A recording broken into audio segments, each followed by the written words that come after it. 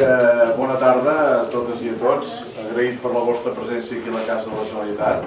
Per nosaltres és un honor acollir-vos a vosaltres i especialment també a la gent de la taula, que és l'Institut d'Estudis Catalans, el principal responsable, i els membres de la secció filològica de l'Institut d'Estudis Catalans, i també la Martina Camiada, que és la delegada de l'Institut d'Estudis Catalans aquí a la Catalunya del Nord.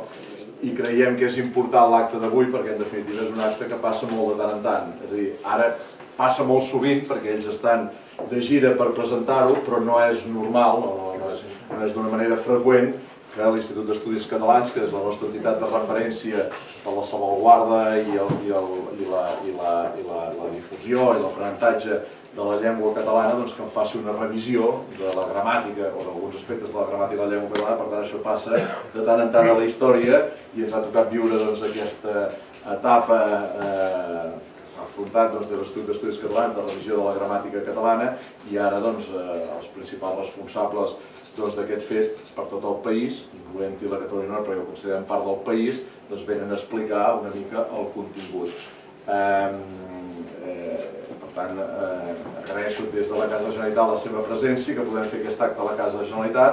També s'ha de dir, perquè no us estranya dir, escolta, podia haver-hi més gent.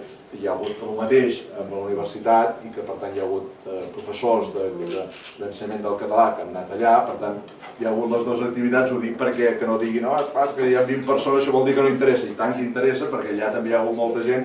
Per tant, la vostra presència aquí hem de sumar amb els que han anat a la universitat, que també s'han mostrat interessats per aquesta qüestió, i diguem-ne, bàsicament allà han sigut professors d'ensenyament del català, professionals, que com que el dimecres a la tarda no tenen activitat acadèmica han pogut anar allà. Vosaltres sou més representants institucionals, representants a títol individual de cadascú de vosaltres que està interessat per aquesta qüestió. Per tant, moltes gràcies per haver vingut i moltes gràcies a la gent de l'Institut d'Estudis Catalans, del Principat de Catalunya i de la Catalunya del Nord, per haver, com altres vegades, fet aquesta interacció amb la Casa de la Generalitat per poder fer un acte aquí, especialment la seva delegada, la bona amiga Martina Camiada. Digues. Gràcies, Josep. Bé, doncs, benvingut a tots, moltes gràcies de ser aquí presents.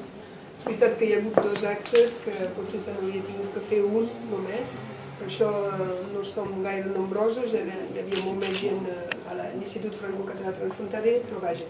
El que tenim nosaltres, que és preciós, és el president de l'IEC, doncs, escolteu, que no hi era a l'Institut Franco-Català Transfronterer, per tant, doncs, però també haig de donar les gràcies, sobretot al Vicent i al Ramon, perquè ells fan dobles esforç d'estar a l'Institut Franco-Català Transfronterer, que ha durat 2 hores i mitja, em sembla, la vostra xerrada, i aquí avui per tots nosaltres un altre cop.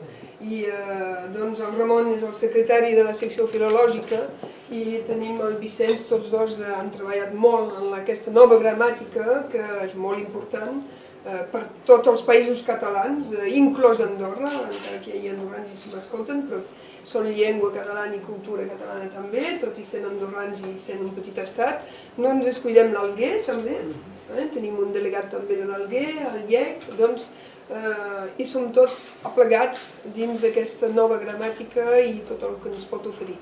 Doncs jo em paro aquí, deixo la paraula a en Ramon primer, em sembla, no? I primer el president, perdó. Molt descuidat ja. I després em sembla que serà el Ramon i tu, Vicenç. Moltes gràcies, en tot cas. Moltes gràcies. Moltes gràcies a la Generalitat per acollir-nos aquí, per un acte de presentació d'un llibre que feia molt temps que era esperat.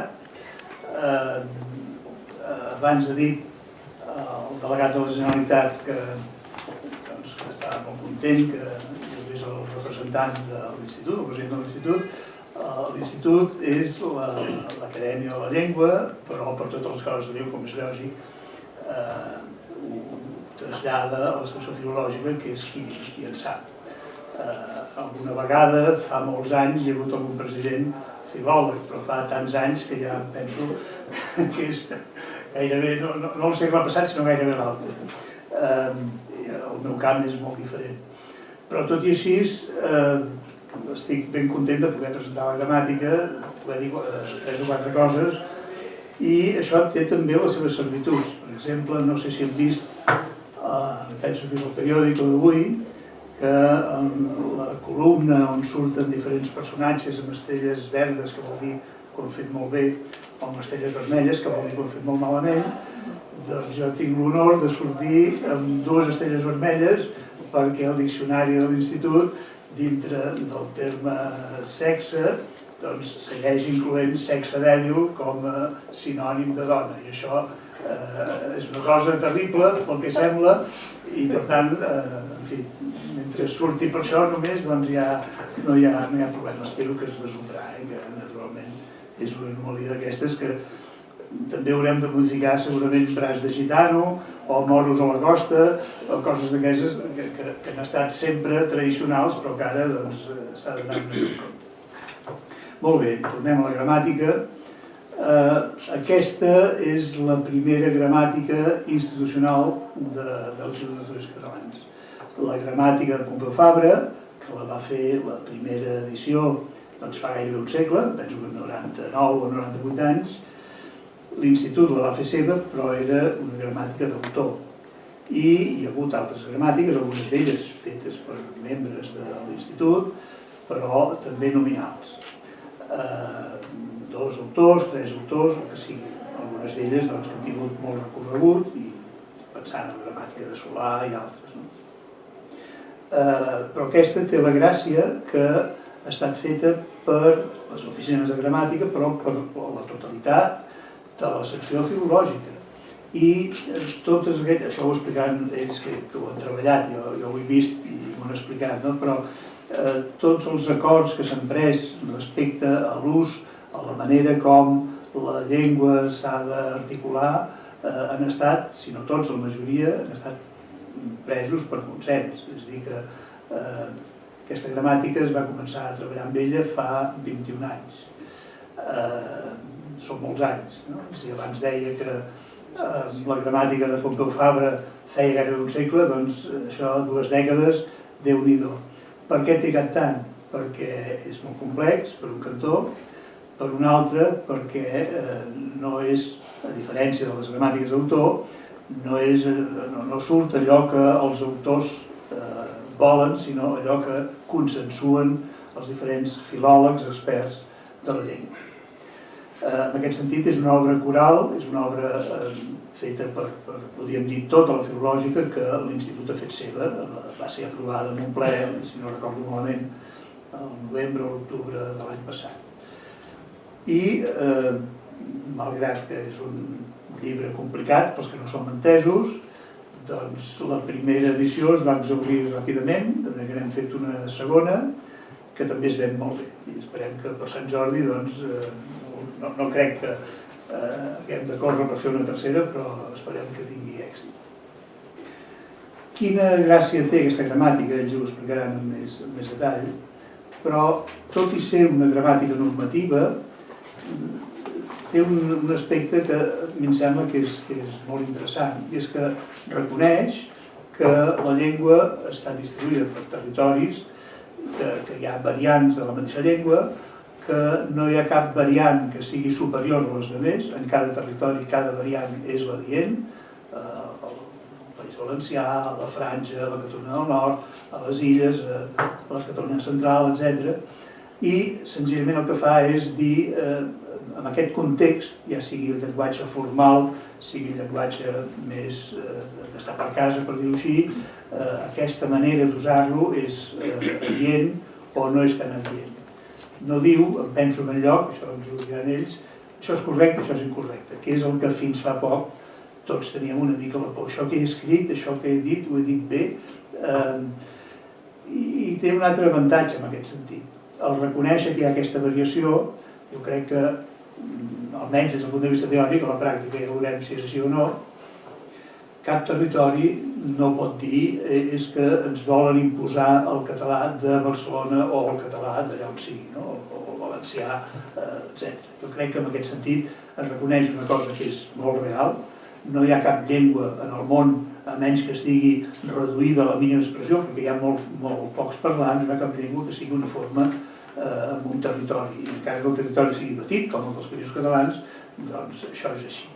O si no, com deia no fa pas massa al Parlament Balear el director general parlant del castellà en contraposició als que volen identificar el mallorquí, el menorquí, l'eivissenc, el formenterer, etc. Deia, és que vostès es creuen que des de Texas o Califòrnia, no sé, fins a la Terra del Foc, el castellà és exactament igual, però és que això no passa ni a Espanya, no? Vull dir, un andalús i un de Valladolid, etc., doncs he estat molts anys visquent a Múrcia i el castellà de Múrcia, doncs, ens diuen que és castellà, però no ho és ben bé.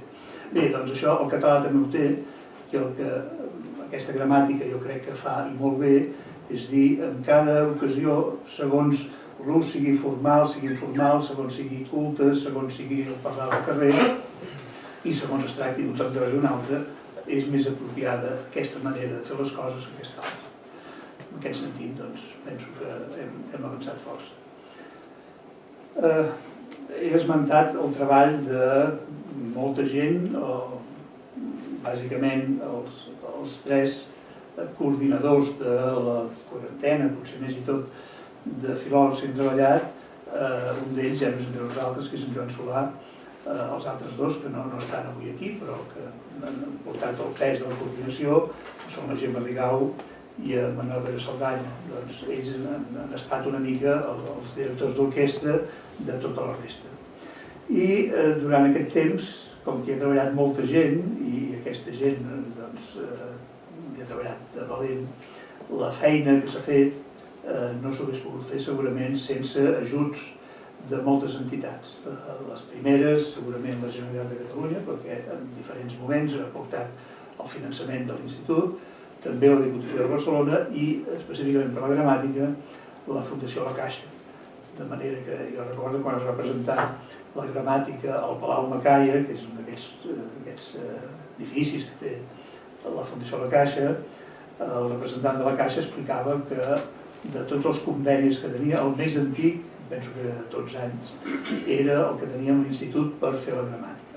Per tant, és una cosa que ve de lluny i el resultat, a criteri meu, no té cap valor perquè ja dic que no soc filòleg, però a criteri dels que se l'han estudiada, ha valgut la pena. Hi ha molta feina i el resultat és adient. Que aquesta gramàtica tanca tots els dubtes, problemes, el per i el parar, els diacrítics, el que sigui, segurament que no. Però bé, per sort, perquè seria terrible tenir una llengua fixada de tal manera que tot allò que li pugui venir de fora, sigui bo o sigui dolent, i la mateixa evolució de la llengua no es pogués incorporar en un futur, quan toqui, quan calgui, com s'ha fet amb aquesta gramàtica en relació a les anteriors. Per tant, la llengua és viva, per sort, amb els seus problemes, que no cal ara explicar, i que la gramàtica de l'Institut, la gramàtica de la llengua catalana, alguns els reconeix i altres els deixa una mica aparcats a la guaita que es pugui modificar en el seu moment si cal. Res més, la meva satisfacció per estar aquí acompanyat de 2 membres de la Filològica, que en saben molt més que jo i que seran els que els explicaran ara el que creguin més interessant de la gramàtica catalana. Comences tu, Romà? Sí.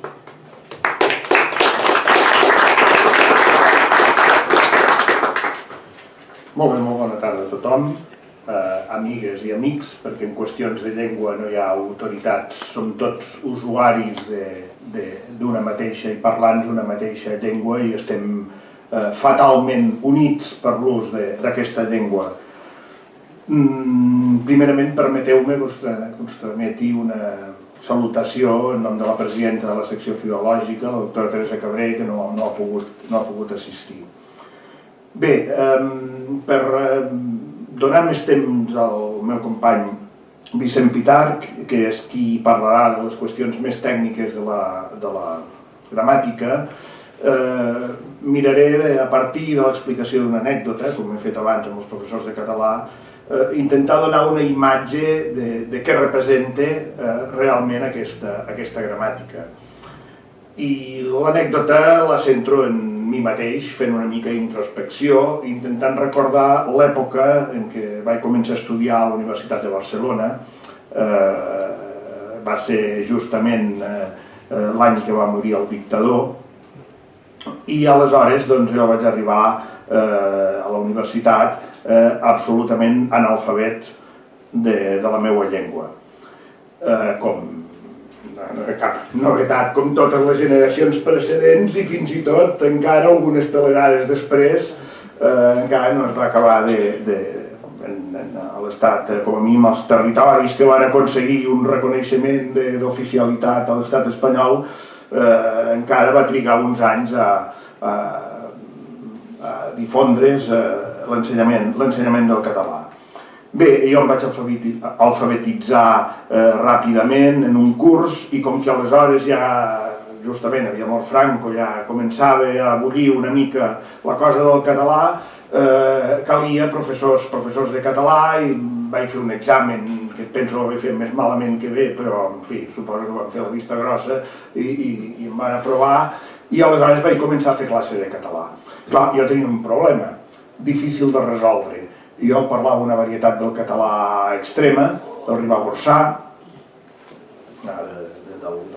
del Prepirineu, ja de dins d'Aragó, i aleshores em sentia una mica incòmode amb la meva varietat perquè no acabava de lligar bé amb les gramàtiques que consultava.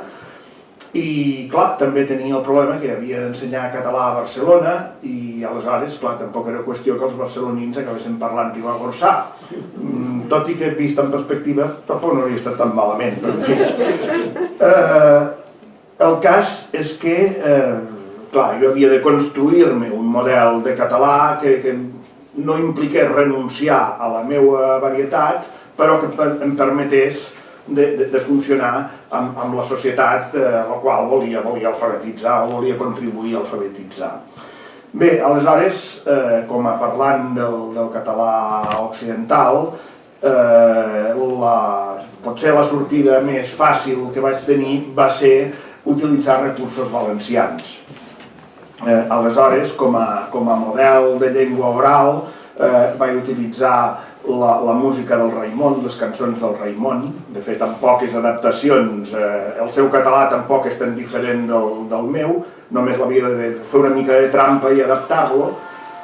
I després, pel que fa a la llengua escrita, pel que fa a la teoria gramatical, les gramàtiques fetes a Barcelona no m'anaven bé, senzillament no m'anaven bé per preparar exercicis per als estudiants, però no en certa manera per reflectir allò que parlava jo. Perquè les gramàtiques fetes a Barcelona eliminaven totes aquelles possibilitats que oferia la tradició normativa catalana, però que no lligaven amb el català central.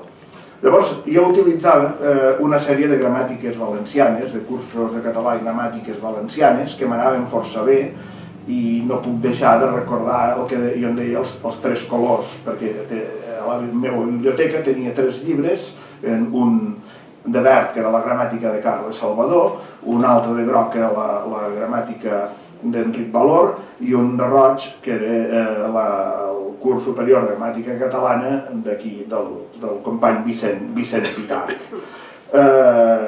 Eren els 3 colors perquè eren de la mateixa editorial i tenien un format molt semblant als 3 llibres. Aleshores, les gramàtiques valencianes sí que feien esment que hi havia altres possibilitats a part de les valencianes a la llengua. Per exemple, si posava la flexió verbal tinga, tingues, tinga, també esmentaven que hi havia la possibilitat de dir tingui, tinguis, tingui. Però, clar, estaven pensades exclusivament per a l'ensenyament del català al País Valencià. Aleshores, aquest problema el vaig arrossegar durant molt de temps, durant la meva vida d'estudiant i després durant la meva vida professional. Les gramàtiques normatives estaven fetes o d'un color o d'un altre segons el dialecte de procedència. Sí que s'arribava a una llengua unificada, però sempre una llengua d'un sol color, i s'explicaven les coses sempre des d'un sol punt de vista. Bé, És a dir, per què, en definitiva, la conclusió de tot això, per què les gramàtiques no havien d'explicar la llengua com un conjunt? La llengua que és de tots com un conjunt que ens atén, que ens implica a tots, siguem d'on siguem, i independentment de la nostra procedència. Bé, amb el temps, tothom s'acaba esquerant, i jo vaig aconseguir de fer-me un professor, d'establir uns mecanismes de cribatge de la meva llengua de procedència per elevar-la al nivell de llengua estàndard sense haver de renunciar a grans coses. Sempre qualsevol tria implica una renúncia, això és evident, però com a mínim sense renunciar a l'esperit de la meva procedència. Alhora, les coses van anar canviant. El català va passar de ser una llengua que tenia un ús oral, com continua tenint, però des del punt de vista de la llengua formal, pràcticament un ús que no anava més enllà de la llengua escrita. De fet, el català oral, de vegades en algunes diòcesis, per exemple, sí que tenia alguna presència entre l'Església Catòlica, en la missa, per exemple, quan la predicació, tot això, sí, en algunes diòcesis, en altres no, la de Lleida ja us puc assegurar que no. Però a Barcelona, per exemple, sí que hi havia un cert ús, era un ús públic de la llengua oral, de la llengua alta, un ús oral que d'alguna manera també ha pogut servir de model en algun moment. Però, clar, d'aquella època fins ara les coses han canviat moltíssim.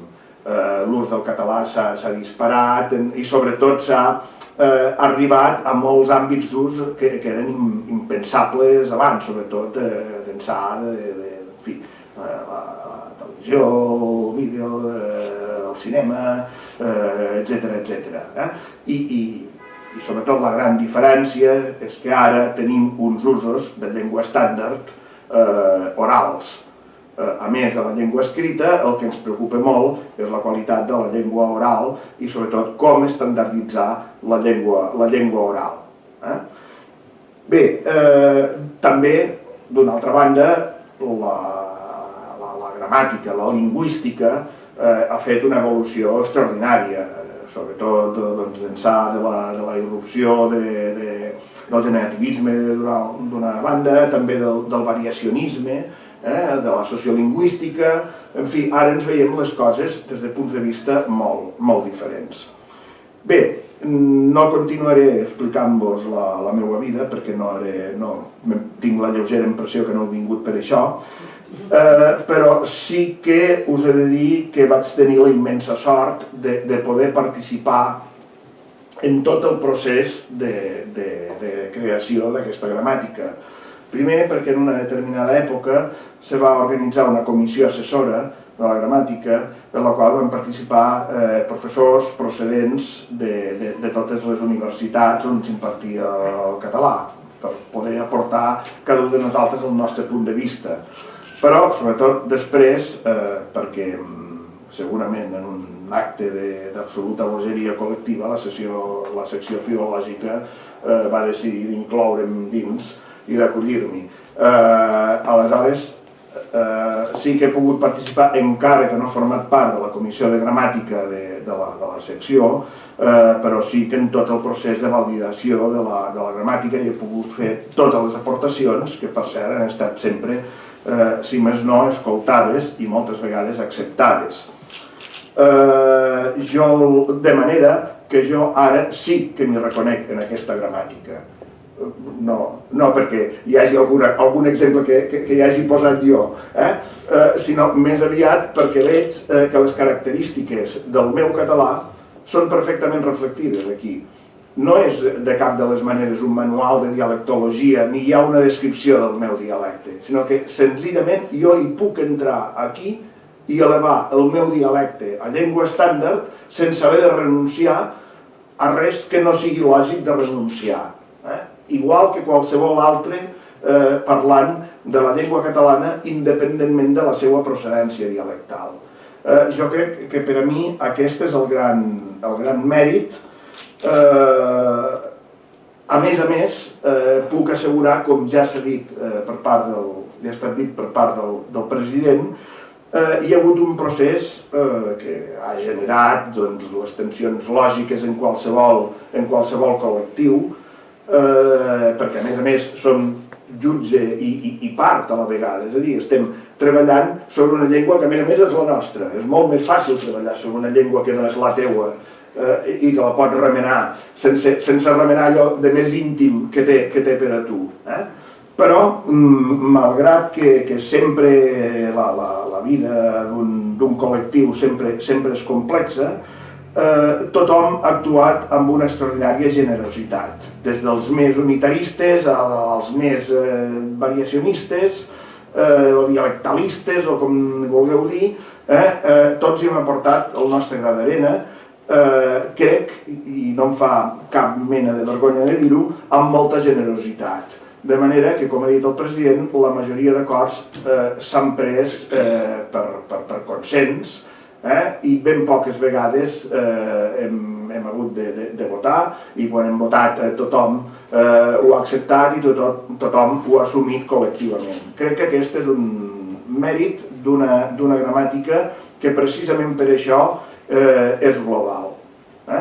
És una gramàtica que és per a tothom, perquè d'alguna manera tothom hi ha estat representat en el seu procés d'elaboració.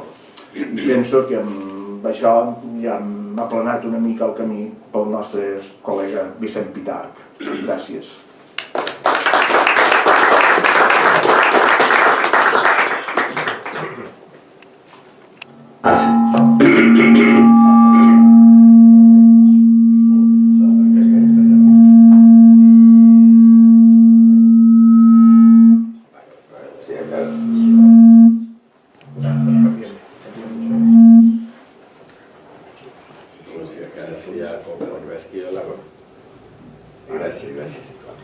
Bon dia.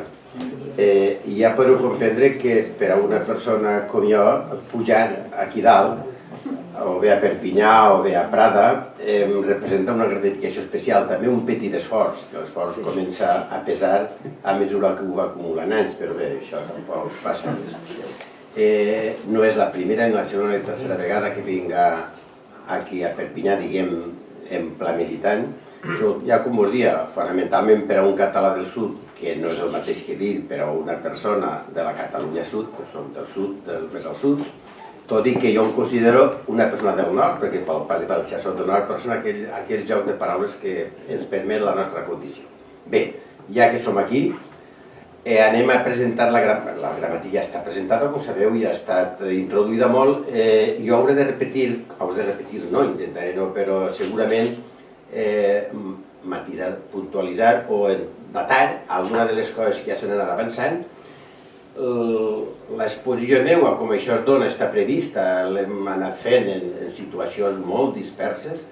En alguna ocasió hem dedicat a això, li hem dedicat 4 hores, abans fa una estona crec que hem estat prop de 3 o una cosa, aquí m'han dit que ha de ser 3/4 d'hora màxim, la qual cosa ho agrairà la Guagola i ho agraireu vosaltres. Per tant, les diapositives m'ajudaran per anar fent-les passar molt ràpidament, alguna millor em detindré i altres no, o si no en miro cap tampoc no passa res. En concret, jo crec que d'entrada m'agradaria, aviam si sóc capaç de deixar més o menys clares un parell de qüestions, o sobretot una. Això, aquest llibre que tenim aquí, representa no una ruptura, clar, no, però és un punt de referència històric dins de la trajectòria del català, històric. No hi ha cap dubte, no són paraules, no és res molt solemne, però és que és absolutament la veritat. No és que històric no és una fita, no vol dir això que és rupturista, no trenca res. Clar, històric vol dir que fins ara hi havia Fabra i ara hi ha l'IEC, Fabra era l'IEC, i ara hi ha l'IEC. Què vol dir això? Que alguna pretengui intentar donar a entendre alguna mena de contraposició entre això i Fabra? De cap de les maneres, això és una continuació de Fabra. Però, clar, és una continuació feta 100 anys després de Fabra. 100 anys el món, sobretot el nostre àmbit, el que considerem com Europa, i sobretot els països catalans, també per fortuna hem evolucionat i molt, i molt, i molt. Això ja no he d'intentar concretar més perquè ho sabeu millor que jo. Per tant, aquesta cosa m'interessaria molt, que quedarà molt clara, de saber com això és efectivament una gramàtica molt innovadora, no rupturista però molt innovadora, molt moderna. És una gramàtica al mateix temps que no té res a veure amb cap contradicció, com estava dient, amb tota la doctrina que hem rebut, però segurament no en contra de la doctrina que hem arribat, però segurament sí que amb la percepció, amb la pedagogia amb la qual aquella doctrina se'ns ha passat. I jo, per exemple, com a ciutadà i com a persona que porto més de 50 anys explicant coses de llengua i dedicant-m'hi i tot, doncs segurament també he estat un d'aquells responsables d'haver transmès a les nostres generacions aquella percepció que era una mica errònia. És a dir, aquella percepció segons la qual les gramàtiques aprofiten per donar normes, les gramàtiques aprofiten per amenaçar, les gramàtiques aprofiten per dir que això està mal. No, això és fals, això era una visió molt clàssica, molt històrica, una visió falsa contra la qual nosaltres ja fa temps que ens n'hem adonat. I per tant intentem corregir i en aquest nou camí d'aquella nova visió lingüística, no pas aquella nova visió sancionadora de la llengua, és com apareix aquesta gramàtica. Això és una de les coses que sí que m'agradaria que quedés clar, primera perquè és objectivament segura, segona perquè és la gran aportació que fem també a la cultura lingüística del món, d'Europa, des de l'institut, és com vos dic, això sí que pot semblar paraules massa solemnes, però és així, i en aquest sentit, correrem, no correrem, en funció anirem una mica endavant, una mica endarrere, i quan haurem consumit el temps, doncs tallarem, i si cal, doncs d'aquí 4 o 5 mesos, torneu a invitar i vindré i continuarem la xerrada. Aviam, tot comença, això és així, allà pels anys 80. Abans s'està parlant de si la gramàtica porta 20 anys, sí, ho explicaré com, però ara jo vaig una mica més enllà. Als anys 80, l'Institut coneix un considerable canvi, que jo no vos exemplificar amb un detall que abans també el recordava, que l'altre dia no me'n vaig adonar, no me n'havia adonat. Aleshores, l'any 80 concretament, l'any 85 concretament, aleshores les seccions de l'Institut només tenien 7 membres, 7. L'any 85, a la secció filològica n'ingressen 4, forasters entre cometes, clar, 2 baleàrics, mallorquins i 2 valencians. Fixeu-vos això el que representa, la proporció. Havien de ser 7, clar, a partir d'aquell any ja no eren 7, però el que representa sobre 4, ja us diré, una secció en la qual normalment n'hi havia 3 o 4 més. Alguns dels quals ja molt vellet, el doctor Boí, bé, no entrem en més detalls. Allò efectivament tindrà un pes, té, no hi ha cap dubte. Al mateix temps, els anys 80, tornem a la mateixa època, els anys 80 la catalanitat travessa segurament, sobretot la catalanitat comunicativa, o els àmbits de comunicació experimenten un gran trasbals. És el decenni en el qual s'aprova Ràdio Televisió Catalunya, en el qual s'aprova Ràdio Televisió Valenciana, a pesar que no comença a emetre Canal 9 aquell mateix any, aquell mateix decenni, però s'aprova aleshores, tardaria una mica més, la televisió de les Balears. És l'època en la qual, ho recordo perfectament, quan comença a plantejar-se a través de tots els sistemes educatius la necessitat d'un ensenyament audiovisual, jo ho recordo perfectament, el senyor Mascaner convocant-nos d'aquí a allà, això ho hem de resoldre, com és possible, però ara ja ens costa situar-nos en els anys 80, per aquí som prou persones que no ens costarà gaire, no? Tornar a pensar allà com funcionem. Això vol dir que ha aparegut també per Europa allò que se'n dient el variacionisme, la variació, saber que això de les llengües no és un fenomen monolític, que s'escriu, com que s'escriu sempre igual, és que allò és una cosa igual. Fem trampa, ens passàvem d'un àmbit, de l'àmbit gràfic, de l'àmbit convencional, passàvem a l'àmbit real. Les llengües són ús, només són ús. De manera que quan una llengua, tots els seus usuaris callen o dormen, aquella llengua no existeix. Això és evident, no? Això és una absoluta obvietat. Per tant, el fet del que diem el discurs oral, la llengua oral, això té també tota una percepció radicalment nova a partir dels anys 80, i és per això que aquí comencem a mobilitzar-nos com podem fer allò, perquè hi ha audiovisuals, hi ha el disc que comença, les ràdios ja comencen a fer en català moltes coses, per descomptat a Barcelona, però també allà al País Valencià. Suposo que això Radio Arrels aleshores encara no, és una mica posterior, suposo. Bé, seguim. En definitiva, sí, ara aleshores, Miquela, doncs imagina't. No em va dir això, clar, això ho hem experimentat nosaltres, hem tingut molta sort d'haver estat protagonistes d'aquest fenomen. Això té molt a dir amb el llibre que estem presentant, no és que ara tinga ganes jo de passar el temps, home, com no té temps, no dirà res del que tenia previst. No ho tenia previst, això tant de detall. Els anys 80, com estava dient-vos, amb tot això, comença també a plantejar-se l'aparició, a programar-se seriosament l'ensenyament a nivell institucional, quan se fan les primeres oposicions a professors, a catedràtics i agregats de català a Catalunya, una mica després al País Valencià. Bé, tot això tornava a ser aquí. I simultàniament l'Institut d'Estudis Catalans també anava evolucionant, se fan nous estatuts, s'amplien els membres de cadascuna de les seccions, en aquest cas que ens interessava, la secció filològica, clar, naturalment. Per tant, això s'obri a tota la catalanitat, era molt important. I als anys 90, que encara és molt més dispertat, aleshores, quan comença l'any 94, es produeix també un fenomen curiós, que és que el doctor Badia, per cert que aleshores era el president de la Filològica, publica aquella gramàtica seva que també havia representat com una espècie una certa fita considerabilíssima, això del curs de llengua catalana, les seves variacions diatòpica, diafàsica i diastràtica, i això també fa, clar, això era del signe del temps, el que deien, a nivell de tota Europa, això de les llengües són la variació del doctor Badia, que sempre havia estat tan obert a tots els corrents d'aquell modern, doncs això ràpidament ho capta per la seva obra. Ho dic perquè aquella gramàtica aleshores comença a plantejar-se en alguns petits cercles de la filològica si no podria ser reconèixer, dotar aquella gramàtica com la gramàtica oficial de l'Institut. Per què? Som ja l'any 94, torno a dir, la gramàtica de l'Institut era de l'any 18. L'any següent, cosa curiosa, és amb el que començava jo el meu, però així ho diré ràpidament, l'any 95, l'Institut encara fa una reedició facsimilar de la gramàtica de Fabra l'any 95, que era de l'any 18, calculeu. I allà, a més en el pròleg, és molt curiós també, com l'Institut reconeix.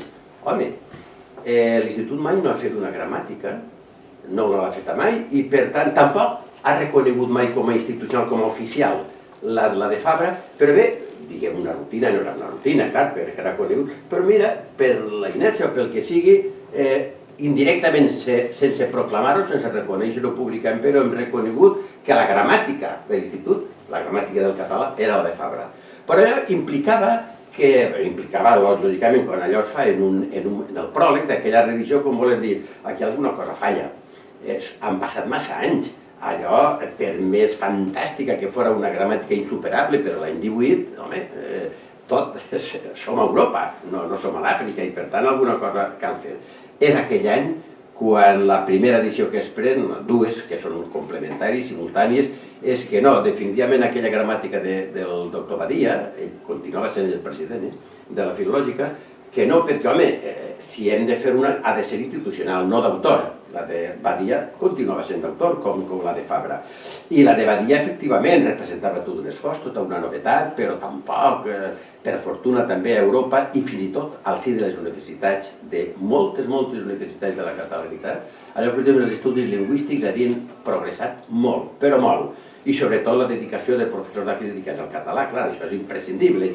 Per tant, el moviment tècnic, teòric, científic, de percepció del català sí que era tremendament nou l'any 95. Per tant, la conclusió és que no, anem a per la gramàtica. I es munta l'any en què, prèviament, també per indicació del doctor Badia, havíem iniciat allò que després apareixia publicat en opuscles, allò de l'estàndard, la llengua estàndard, que vam publicar la fonètica, després la morfologia, això també ho estareu al corrent, que allò encara continua viu, encara no s'ha acabat, però el que ens interessa és crear la comissió i comença el procés que ha estat, no ha estat tortuós ni ha estat dificultós, senzillament és un procés des del moment que és col·lectiu, és immensament costós, això tot ho entenem, no és el mateix que ho és tant, que ho he tocat amb un col·lega amb el qual es compenetra moltíssim, estan que elaborar un treball per més rigorós, per més complet científic que sigui,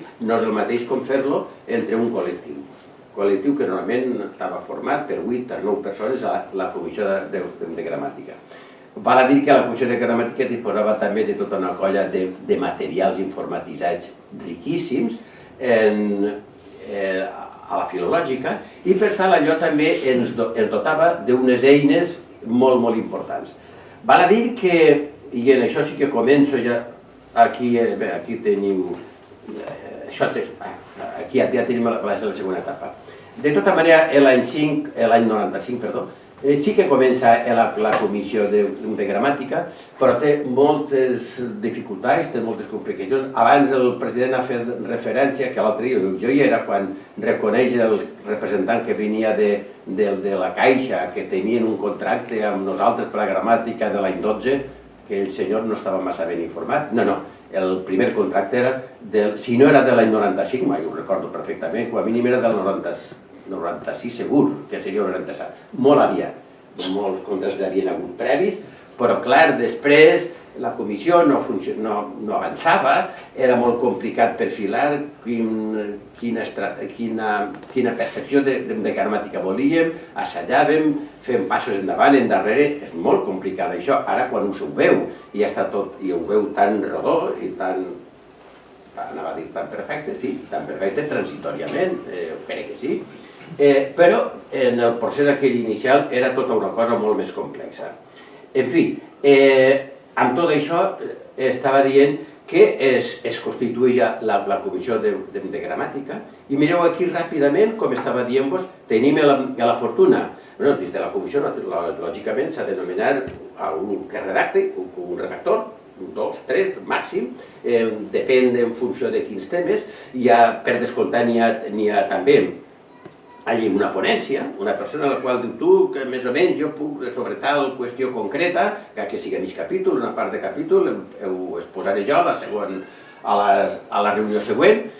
A partir d'aquí, i com estava dient-vos, es crea no solament a la comissió de gramàtica, automàticament s'havia creat també una oficina de gramàtica. A l'institut no hi havia oficina de gramàtica, ni havia funcionat des del temps de la fundació de la secció filològica altres oficines, però de gramàtica no. Aquesta ja està constituïda i aquesta continua treballant moltíssim. Aquesta forma un corpus informatitzat, totes les gramàtiques que teníem, totes que coneixíem, s'informatitzen, amb la qual cosa ja la disponibilitat per anar canviant, intercanviant informació d'unes altres ho enriquia. Hi havia, ja funcionant molts anys, i avui ja amb un volum informatiu molt elevat, en concret el corpus informatitzat de la llengua catalana, 53 milions d'ocurrències, amb tot el que això representa. Això són elements que lògicament Fabra no podia tenir, per exemple, per dir que estàvem en altra galàxia, estàvem fent un treball des d'uns altres paràmetres, per fortuna, per això bé. Bé, com funciona tota aquella comissió? S'exposa allí una qüestió, un tema, es debat, es comença a redactar, es fa un primer esborrany, se'n fa un segon esborrany, es debat, tot això ara és molt fàcil de dir-ho, però quan estàs sobre la marxa és molt complex, i se comença a enviar a experts, mentrestant, com estava dient-vos, el nivell ara estic parlant ja dins del segle XXI. L'experiència havia passat quan es constituís aquells últims anys, des del 5 fins a l'any 1 o 2, la comissió havia patit força, havia tingut èpoques que s'havia aturat, però a l'any 2002, i això cal reconèixer, el president ho va recordar ara, la incorporació a l'institut també del doctor Joan Solà va ser molt important, a més amb el seu, sobretot junt amb ell, la de la doctora Rigau, el doctor Pérez Saldanya, un equip, una coherència, una cohesió espectacular, molt treballadors, molt intel·ligents, molt experts en tot el que estaven tractant-se, i això, i sobretot amb unes conviccions d'una solidesa total. Això fa que la comissió funcioni més bé.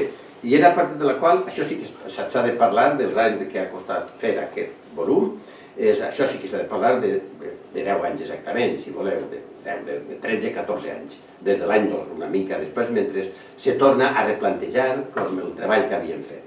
En fi, i a partir d'aquí, com veieu, hi ha els estudis i es presenta, la comissió ho treballa, quan ja més o menys creu que ja està arrodonida el tema, s'envia experts, se'ls demana informes, se'ls demana crítiques sobre tot allò que se va fent, i així arriba fins que la filològica en ple va aprovant capítols per capítols i definitivament fins que dona la seva anuència al ple de l'Institut. Bé, ja havia explicat aquí, m'havia avançat a dir com en aquests 2 decennis, els 80 i els 90, tot el nostre panorama ambiental, cultural, sociolingüístic, per tant, és tot un altre, no té res a veure ja, bé, clar que tenia a veure, però ha fet uns canvis molt notoris i per tant això té sobre la seva transcendència damunt de la Comissió de Gramàtica. I ara tornem aquí, abans havia dit que això representa una fita tremenda, una fita, per descomptat, no es pot igualar amb cap altre element anterior, però al mateix temps, fixeu-vos, això està fet amb els mateixos criteris bàsics que havia funcionat des del començament Fabra, és a dir, l'Institut indirectament a través de Fabra. S'entén que, naturalment, nosaltres percebem la nostra llengua, el català, no com l'han percebuda històricament ni francesos, ni alemanys, ni espanyols, sinó d'una altra manera.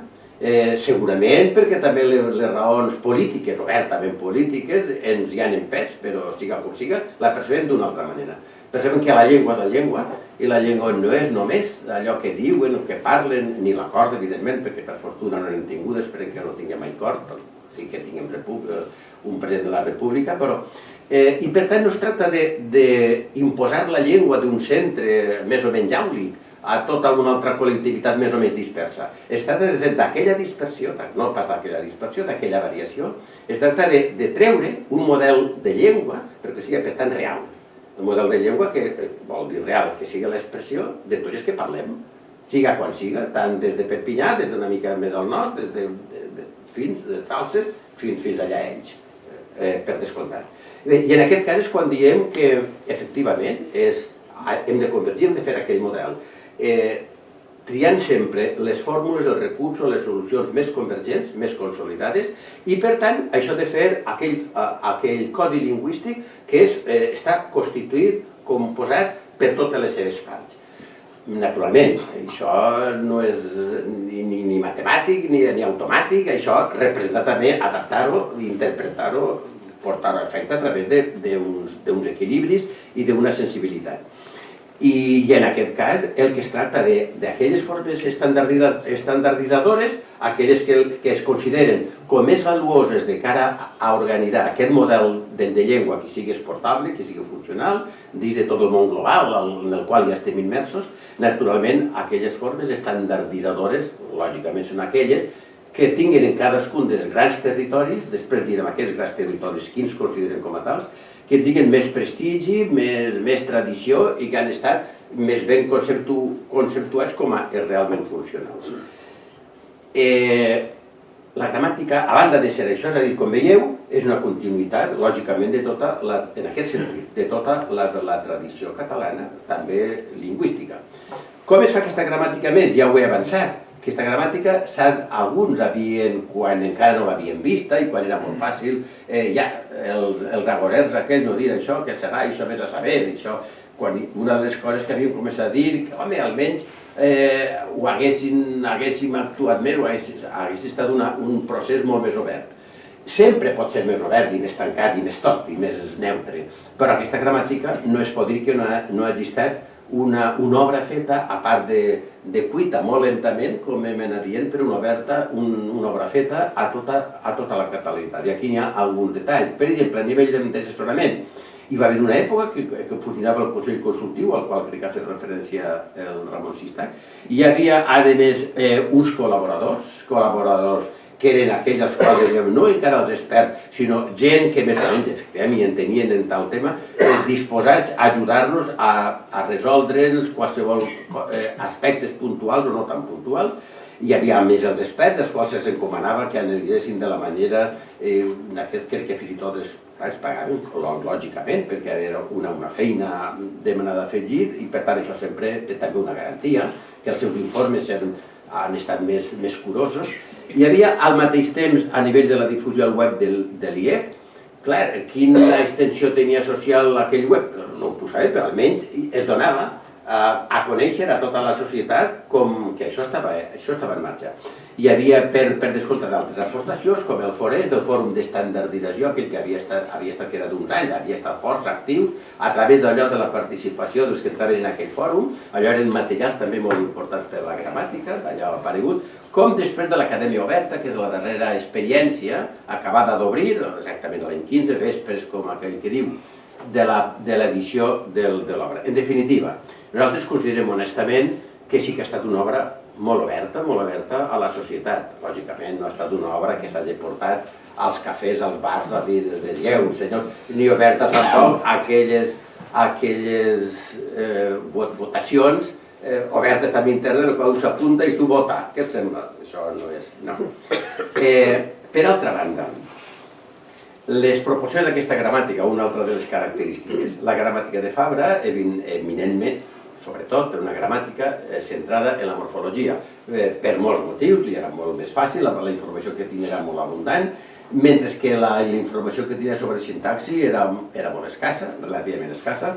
Aquesta gramàtica, i a més perquè la sintaxi, que en bona part identifica, assumeix els trets morfològics importants, vull dir que és com una reabsorció del que és aquest sistema de la llengua, però més ampliat, més en funció. Com veieu, si aquest esquema, l'única cosa que pretén visualitzar-vos és la proporció que té més de la meitat de la gramàtica, aquesta, és sobre sintaxi.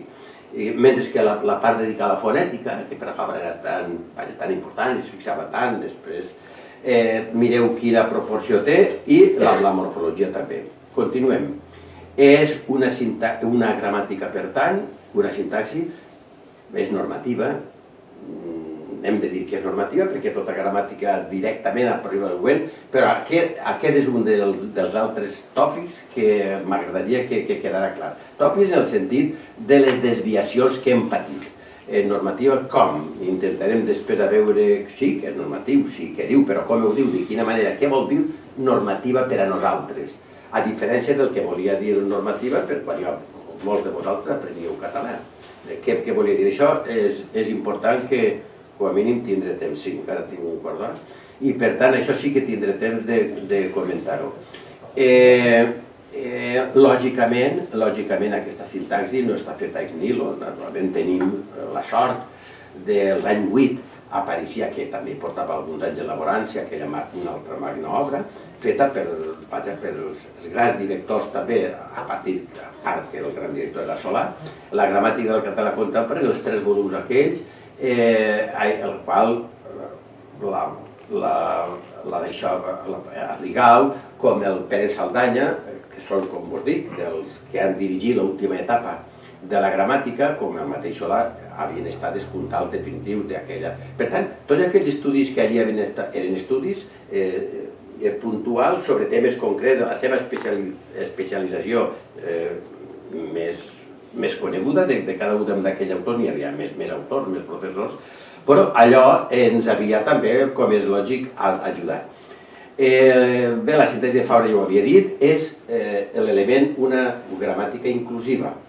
Per això que estem dient, també ho era la de Fabra, lògicament, però en proporció infinitament, no es pot dir infinitament, però incomparablement inferior. Fabra també tenia previst, ell volia, ell tenia mentalment que ell estava incloent, que ell estava tenint en compte tota la realitat, no solament la realitat territorial. Bé, Fabra només prestava atenció, només podia prestar atenció a la realitat territorial. Però és que nosaltres, la variació havia descobert, Europa, el món, havia descobert que la variació no és només a nivell del territori, és a nivell de registres, és a nivell de contextos. Un mot, una construcció, no existeix en l'aire, la construcció existeix només en un moment donat. I aquest moment donat, si és escrit, o la mateixa expressió, si és escrit o si és oral.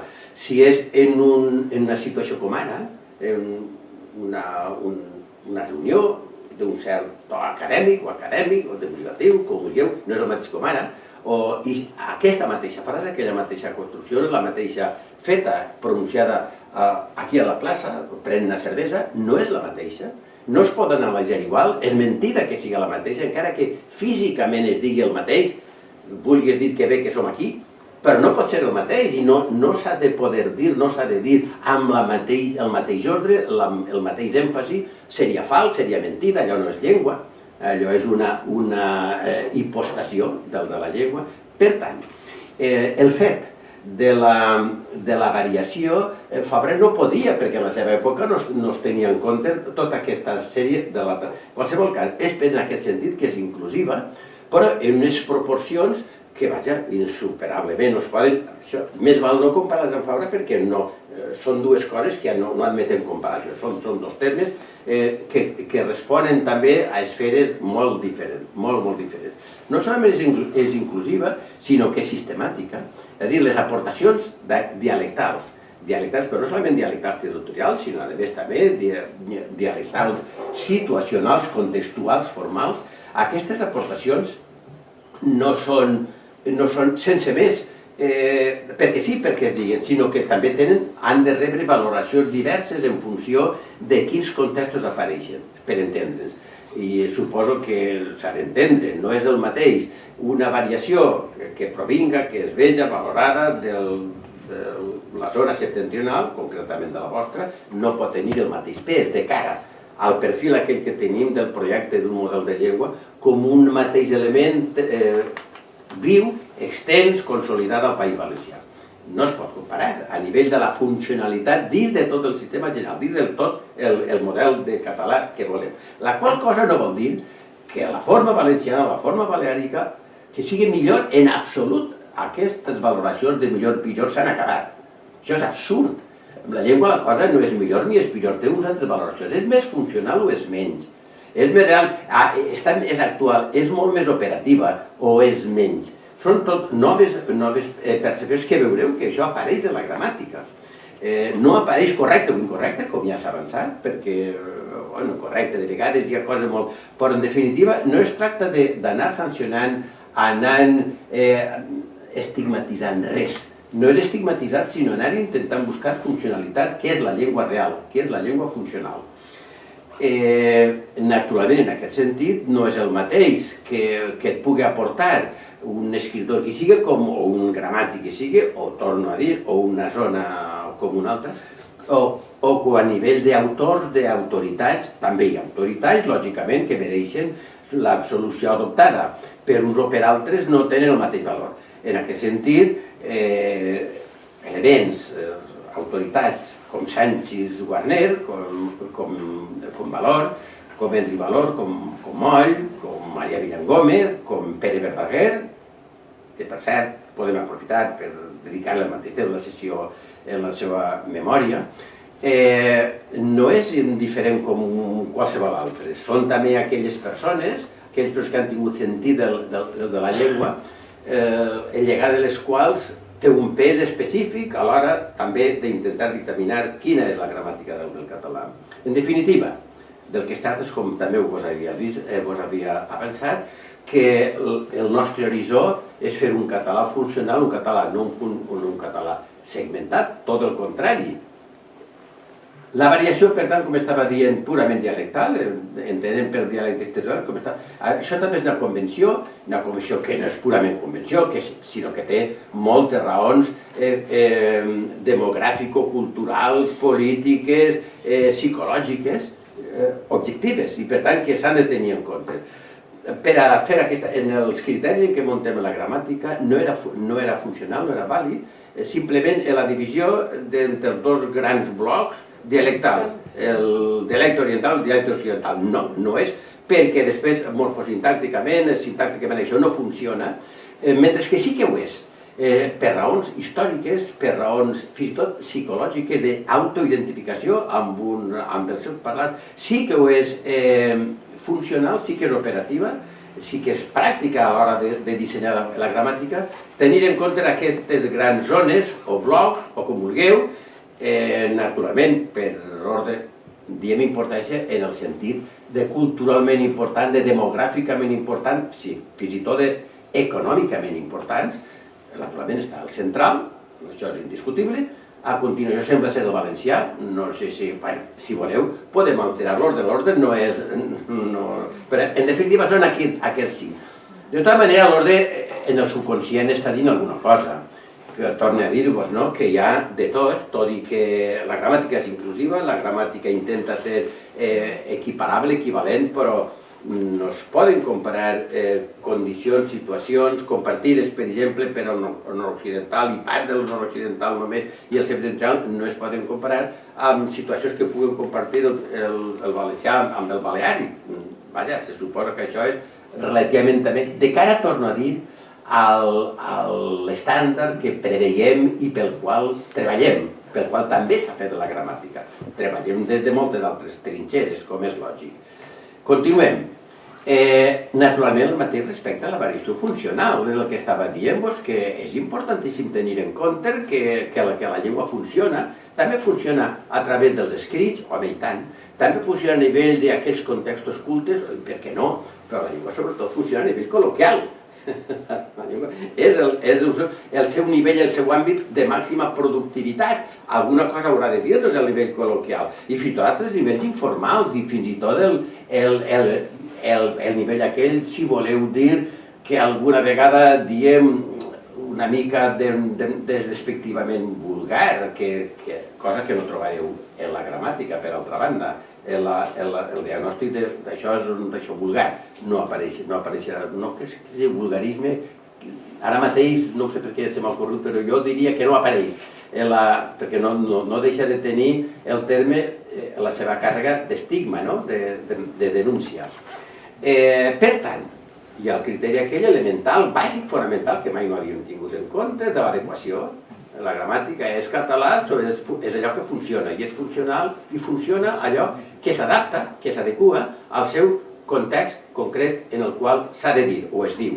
I així és com d'això. Per tant, la gramàtica orienta l'evolució de l'ús lingüístic, orienta, fixeu-vos que ja no prescriu tant en el conjunt, i a més l'orienta en el conjunt del territori. Va dient per on seria bé, per on es preveu que funcionés, i en funció de què diu, per a on estaria bé que funcionés, en quina direcció? En funció, efectivament, de la confluència que aquella proposta es veu que reprodueix més en altres territoris. Quan més acceptació té, més convergència té, més és aconsellable. Però amb la qual cosa l'únic que la gramàtica constata són fets. I al mateix temps voluntat dels redactors perquè anés en aquesta direcció. Però no som ningú per dir si aquesta direcció alguna vegada es truncarà i se farà una altra. D'acord? Per tant, això són criteris fonamentalíssims, que és el que més m'interessava. I com a conclusió d'aquests criteris, els registres, mireu quins són els termes que en la gramàtica us trobareu. En funció d'allò bàrbar o barbarisme o estrangerisme o totalment inacceptable o incorrecte o mai no es deia salvatgisme, clar, però hi havia termes molt durs en algunes gramàtiques antigues, com si allò quan després de tot qui ho dèiem érem catalanoparlants. Bé, clar, era important també que prenguéssim consciència que allò que segurament no ens convenia o allò podríem... Per cert, que la gramàtica de tant en tant, fins i tot davant d'aquells, diguem, castellanismes ja flagrants i oberts i reconeguts també per la gramàtica, lluny de dir obertament no sé què, diu, el català general opta, també ho podríem fer i dona alternatives, dona opcions, sense condemnar res. Diu, i per què no condemna? Vol dir que tot... No condemna perquè no condemna, perquè no tenim cap potestat per perdonar pecats a ningú, sinó que és una altra cosa. En aquest cas vos trobareu dins dels registres, com és important, quan parla això en el registre formal, o això en el registre col·loquial, o això en el registre informal, això sí, això no, si està a nivell col·loquial perfecte, fantàstic, vaja, no diu fantàstic endavant, simplement diu que en aquell nivell funciona. I per tant, si funciona, funciona, però diu en quin registre. Diu, per tant, això ho puc escriure, escolta, depèn, que tu quan escrius en quin registre et situes. Si tu fas una noteta per la ta mare i sempre ho dius així a ta mare, doncs fes-li la nota tal com ho dius a ta mare, però per això continua estant a nivell col·loquial i per tant és el mateix. Bé, continuem. Quan parlen de la modalitat, lògicament és el mateix l'oralitat com l'escriptura, quan a nivell de la prescripció, que naturalment, que també dona pauta, diu les marques en valor orientatiu són o acceptar, o acceptable, o recomanar, recomanable, admetre, admissible, adequat, preferir, preferent, etc. I després, clar, quan se parla també és important de la freqüència d'ús, no és el mateix una situació que es detecta però que només ha aparegut una vegada, que si és molt usual o molt restringit, o és quan es parla de quan és usual, és habitual, que és d'àmbit restringit, però d'àmbit restringit com? Es restringís a què? A tota una gran zona d'aquelles, a només a una subcomarca, és a un parlar només d'un poble només, i per tant és quan hi ha, que és un element que es detecta com a residual, que és marginal, que és estrany, són, en definitiva, etiquetes de les que vos troballeu.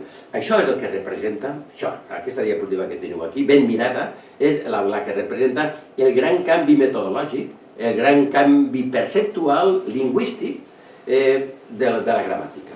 I això és una de les coses, torno a dir, això no desorienta, tot el contrari, això simplement sí que t'ajuda, t'ajuda a percebre la llengua com el que és. Ara, quan ho diu, i com l'ensenyaré, i com diré, quan ja estem, és perquè en el subconscient tenim sempre la necessitat de la recepta, que clar, era molt còmode dir, això fals, això correcte, però això és mentida. És mentida, senzillament no, això és una falsedat. Això és una falsa interpretació de quan les llengües sentin això, la llengua és la unitat, la llengua és indissoluble, la llengua és immutable, la llengua és única, que això és el que ens havien ensenyat, efectivament, des de la Revolució Francesa, des d'aquella versió racionalista de l'enciclopèdia i el que després havia anat passant dins de tot l'ensenyament de les llengües, aquí sobretot, però també allà baix, a l'altra banda del Pirineu, com sabeu. En definitiva, com veieu ahir, l'orientació estrictament prescriptiva s'utilitza en casos molt clarament en quan s'entén que se demana, però que normalment les opcions són sempre recomanables o desaconsellables, que és una manera de dir que, com abans deia, que per tant que seria convenient que no, però en compte de dir que davant de correcte o incorrecte. I és per això que després de tot, la descripció és la que està a la base d'això que es diu recomanable o no recomanable. Aquí està la base, és a dir, que al nivell que puguem entendre de prescripció de la gramàtica és a la mesura que tot allò està basat en la descripció que prèviament s'ha fet. I en aquella descripció heu de saber que ha estat una descripció meticulosa, rigorosa, sistemàtica, profunda, tan informada com hem pogut, vull dir que no hi ha res així enunciada allà d'una manera més o menys alegre o més o menys irresponsable. S'ha fet el quart, i jo d'aquí de tota manera puc completar, hi ha una part molt important, però segurament per a nosaltres tampoc no era d'això, però sí que m'hauria agradat passar-la de tota manera. Jo deixo aquí copiat, si algú són externs. Bé, primera, veieu que és relativament especialitzada, no és per al gran públic, tampoc és només per als professors d'universitat, especialistes en apartat, no, també gent amb una certa formació, una formació universitària, o sobre una formació, una sensibilitat, millor dit, considerable per la llengua i per tant que han intentat entrar dins dels problemes de la llengua, ho seguiré, espera que ho pugui seguir tranquil·lament, com a de caràcter divulgatiu, com aquí hi ha, n'estem fent una que està acabant ja, que s'acabarà ara abans de l'estiu, que és la gramàtica essencial, amb un avantatge, que allò és una gran plataforma digital que a través d'internet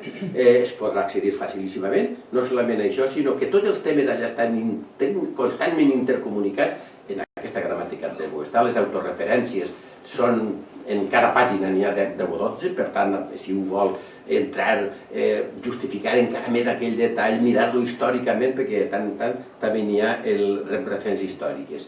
Bé, tot això ja ho sabem, i ara venien el que vos deia mostres, que és una llàstima. Aviam, algunes sí que hauríem de fer... Per exemple, aquí tenim una que està triada per vosaltres, no? Aquí està molt esquematitzat. En septentrional, és el vostre d'això, com sabeu, la pronuncia com a U demostra que presenta no en la llengua general en contextos en què aquesta vocal apareix travada amb una nasal en totes o en alguna forma del paradigma. És a dir, quan allà apareix com a altres fenòmens quan està parlant sobre el vocalisme. Bé, ja ho sabeu, aquí teniu, de vegades mireu com a detalls quan els vocals aquells amb les formes NS, amb la nasal, o quan desapareix la nasal, amb la S només, però que després imagineu-vos que diu, però es conserva el vocal amb NS, hòmens, vergens, tèrmens, etc., que és el que ho faig jo, no? Es conserva amb més o menys vitalitat en l'occidental, en valencià, en eivissenc, en el Camp de Tarragona i en Alguerès. És molt curiós, quan això normalment havia estat molt desestimat. Clar, la forma de Barcelona, homes, verdes, semblava que era l'única, resulta que és la més reduïda. Automàticament això el que cal és veure, és la realitat de la llengua. Això no té res a veure en desacreditar en absolut tota l'altra forma amb això només, lògicament, no? Però vull dir, hem de conèixer la realitat i diuen, aquestes paraules, les formes del plural amb nasal, són les vàlides, les acceptables, diu acceptables, les úniques, totes són igualment valuoses, a totes, i per tant aquestes estan cridades també a ser estàndard, naturalment. Aquí tenim quadres, n'hi ha molts quadres, no entrem. Aquí hi ha la vocal, que això és més complicat. Bé, aquí hi ha una altra particularitat vostra, el temps aquell sobrecompost. Els parlats septentrionals tenen un cert ús els anomenats temps sobrecompostos, que resulten d'aplicar dues vegades el procés de formació d'un temps compost. Canta, per indicatiu he cantat, quan el present el perfet, però he hagut cantat. El perfet sobrecompost d'indicatiu. Trobem aquest temps, per exemple, quan he hagut enllestit. He hagut d'enllestir la feina. I després encara hi ha una altra matisació, un altre aspecte. Això són aspectes perquè són mostres només. Com fins a quin nivell això mai en cap gramàtica més o menys d'àmbit general havia estat ni tingut en compte, naturalment.